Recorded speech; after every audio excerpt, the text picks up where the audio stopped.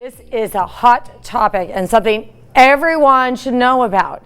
How do video games really affect you and your brain, and how about your children's brain? Well, we're excited to have an expert on this topic and the author of Hooked on Games, Dr. Andrew Doan, on Primetime. Welcome. Thank you very much. This is very, very important. I know a lot of parents where video games, they're just like a babysitter. They keep the kid pacified, right?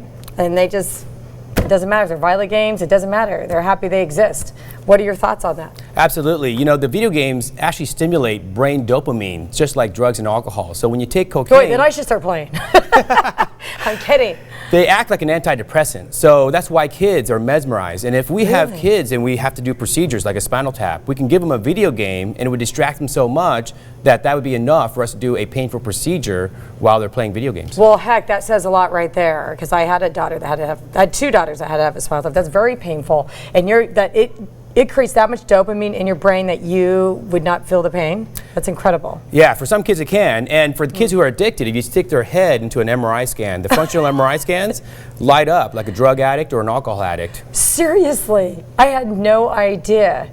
So tell us more, and then also tell us how you got inspired to even research this and to write a book about it. Well, I have my own personal nightmares about video games. I played probably 20,000 hours over 10 years during medical school. Wait, how are you playing video games when you're in med school? Well, you know, I was gifted with neurophotographic memory, and so I abused my gift. And so I played games all night. I would sleep through class, and it was harder to get into med school than it is to graduate, to be honest.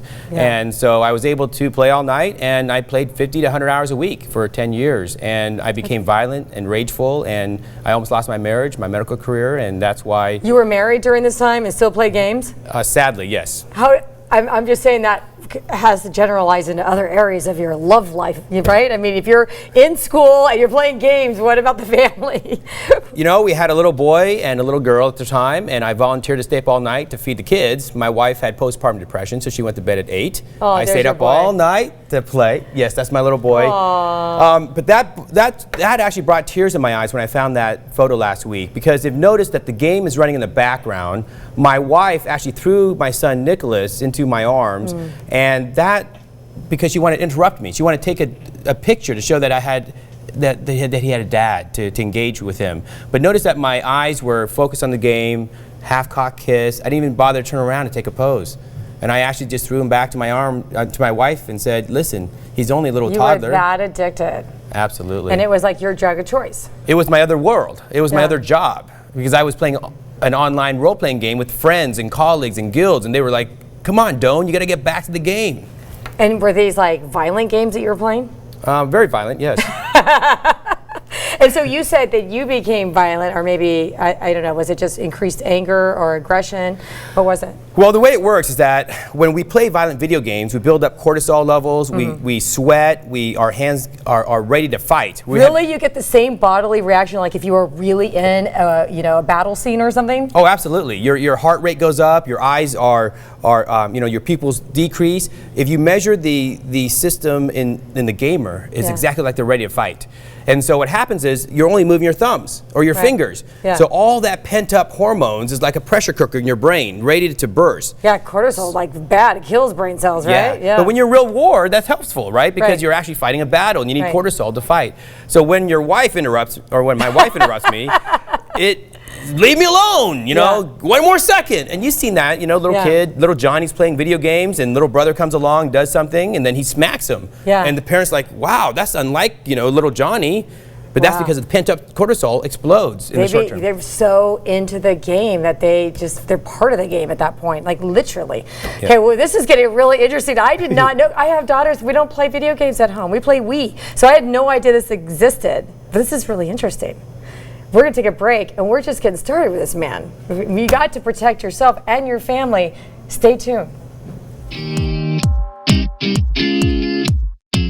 Welcome back. We're with the author of Hooked on Games, Dr. Andrew Doan, and he was just talking about how addicting video games are and the physicalities of video games, what it does to your brain, dopamine levels, cortisol levels, and how it really becomes an addiction and could be a violent addiction. Let's talk about some of your research, because you were telling us about your aggression and how, you didn't intend to take it out on your family, but that's what happened. Talk about some of the research you found in your book. Yeah, I interviewed Mark Petrick, and his son Daniel was sick, and so they got him an Xbox to play pro-social games, like, sports games. He got tired of that, and he started playing a first-person shooter. Over a period of time, Mark didn't want him to play that anymore, so he took the game away. And then Daniel was very upset because he was depressed. He was using the game as an antidepressant. When you take that source of antidepressant away, he plummeted, and he became rageful. So he actually walked into the living room before Christmas and said, "Dad, Mom, I have a surprise for you." Shot the mom in the head 3 times, shot the dad in the head once, left the house with just the game, and placed the gun in Mark Petrick's hand. And so Daniel's actually serving prison now for a double murder, but his dad actually survived the incident, and I had the opportunity to talk to him for my book. Has the father forgiven the son for that? I mean, he has. That's amazing. A miracle. Yeah, that's amazing. He has. That's an extreme case, obviously. Absolutely. But geez, let's hope they don't give him video games in prison. They probably do, though. So what is your advice to parents? I was telling the doctor during the break that I saw this kind of addiction in other boys, my friends' sons, and I knew instinctively not to bring that into my house. And if so, like even on fun little video games on the computer, to watch it and monitor it. And I said, we do the family Just Dance and Just Sing on Wii. Tell us if is that okay? Because that's still video. Absolutely. So what I recommend parents do is actually treat the video game kind of like a board game that you do for family time. So the whole family plays, there's actually very little chance for isolation play, which is actually the most dangerous.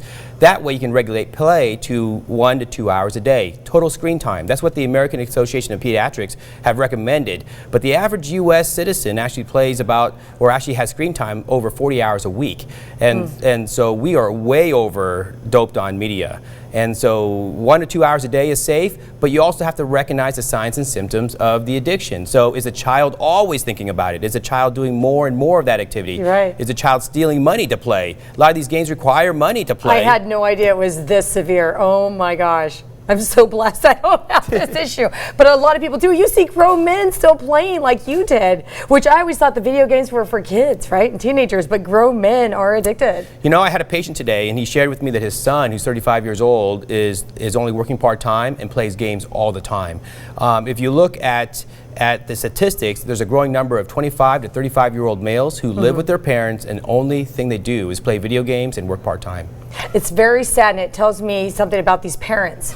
They're using those games as a babysitter instead of being present with their children.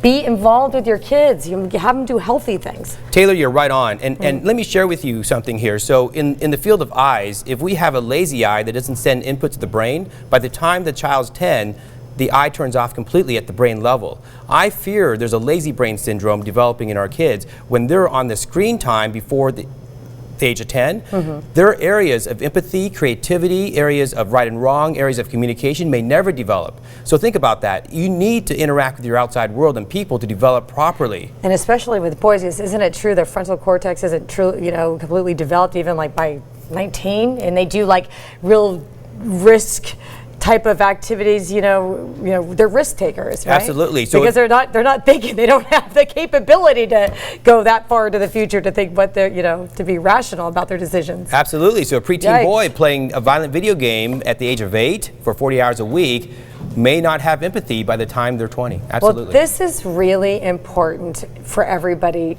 to understand this. Get your book. They need to implement this with their family. This is important. Save your kid.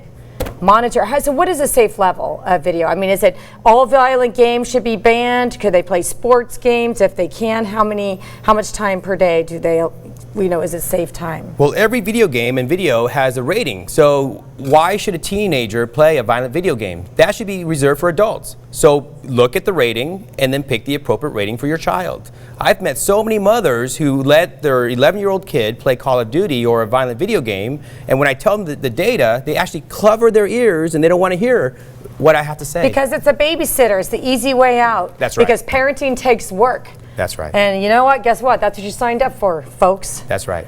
And then concentrate on 1 to 2 hours a day. So if you do that, the risk of addiction is very, very small. It's only, think about it, if we give alcohol to all our kids, how many alcoholics will develop because everyone drinks alcohol? Right. It'd be a lot. Well, I think this is really important. Again, where can they buy your book? Hooked on Games by Andrew P. Doan, MD, PhD. How long did it take you to create this book? It took about 2 years of research, and but it was easy for me to put my own account into there. So it was actually a fun thing to write at first, and then it was very painful because I'm very transparent on how it almost ruined my life. But I love that about you, because you are helping others through your own experiences. Negative, yes, but you're going to hopefully save a lot of people. I hope so. Well, it's a good step. Thank you for coming on Prime Time.